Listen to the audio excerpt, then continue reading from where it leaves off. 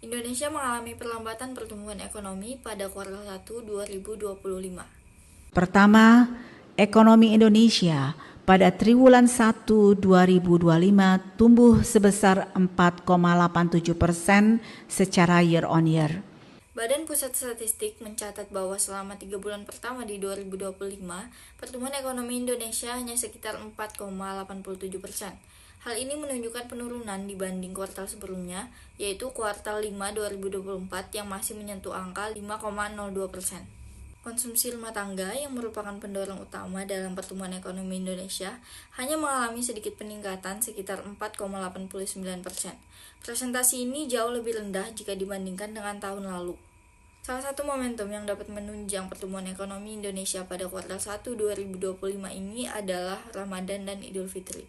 Jika momentum ini tidak terjadi pada kuartal 1, mungkin tingkat kegiatan konsumsi masyarakat akan semakin menurun.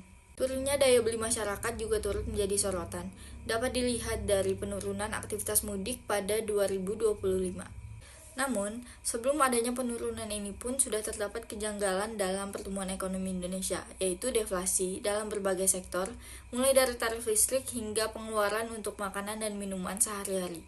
Salah satu kebijakan yang dikeluarkan pemerintah juga mempengaruhi pertumbuhan ekonomi, yaitu dikeluarkannya kebijakan untuk efisiensi anggaran.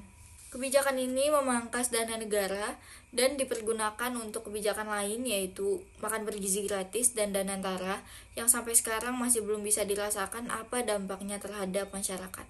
Perlambatan ekonomi ini akhirnya menimbulkan kejadian yang sangat berdampak negatif bagi masyarakat, yaitu banyaknya pekerja yang diputus hubungan kerja atau lebih sering dikenal dengan badai layoff. Kementerian Ketenagakerjaan Republik Indonesia mencatat sebanyak 24.000 pekerja terkena pemutusan hubungan kerja pada periode 1 Januari hingga 23 April 2025.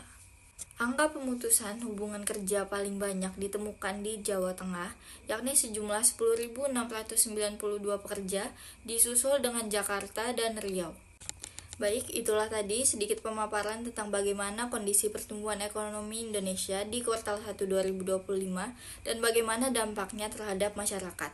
Jika teman-teman masih ada yang beranggapan bahwasannya pertumbuhan ekonomi di Indonesia tidak berdampak kepada kehidupan sehari-hari, yuk coba mulai diubah pola pikirnya dengan lebih aware terhadap kondisi ekonomi di Indonesia pada saat ini.